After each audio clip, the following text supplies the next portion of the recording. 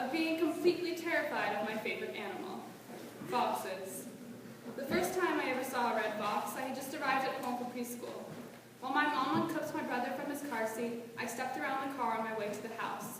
Then I saw it, a dull, dog-shaped animal stumbling out of the woods about 20 feet away from me. I shouted for my mom to come see. When I looked back, it turned in several circles and then lay down in a little crumpled form. I don't remember what happened next, only the image of that fox circling around and around has stayed with me. But my parents later told me that the fox had died of rabies right there as I watched it. For months, I avoided the patch of ground where the fox had fallen. If I was forced to walk past it, I averted my eyes, imagining that the ghost of its body still paced its last endless steps. That incident, perhaps my first personal acquaintance with death, haunted me. I soon began to have recurring nightmares about foxes. In one dream, I ran and ran across the field, knowing the whole time that I could neither stop nor look back because a fox would be right at my heels. The second time I saw a red fox in real life, it was winter. The field outside my bedroom window was snowy and unmarked, and when the morning sun came out, the whole world glimmered. As I watched, a single fox waded through the deep snow, copper fur brilliant against the white. Despite my fear, the stark, glowing beauty of this image captivated me.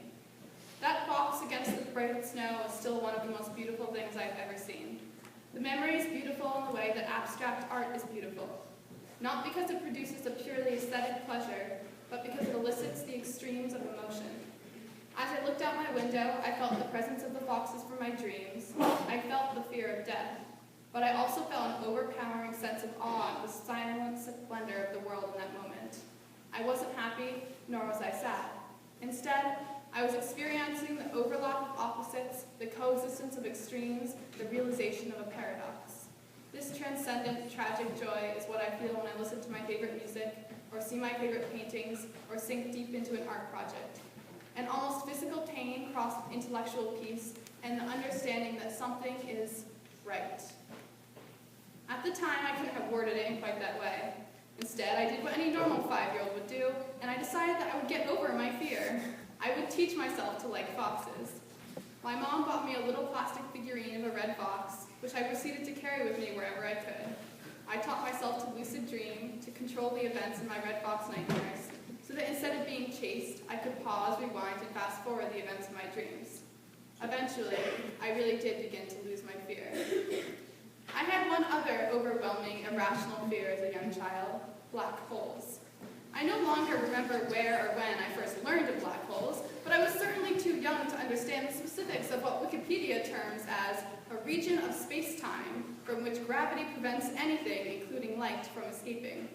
In fact, I still have no idea what a region of space-time is. However, then as now, I understood that black holes are basically huge celestial entities that suck up everything in their path, compress it to an impossible dimension, and never let it go.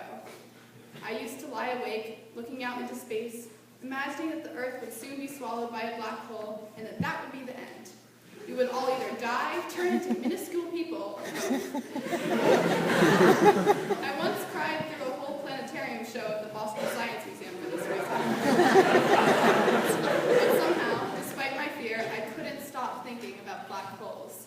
The idea that such a thing could exist, a thing that went against all the normal, observable ways of being on Earth, entranced me. I hated considering the idea because it scared me, yet I felt so drawn to it. The black hole was the epitome of the deep, dark, scary unknown, and I desperately wanted to make it known.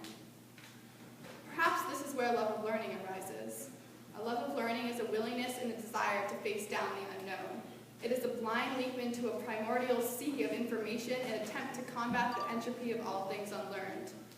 It is an act of courage to look preconceptions, misinformation, and simple explanations in the face and say, no, I will not accept simplicity. I will always search for another layer of understanding.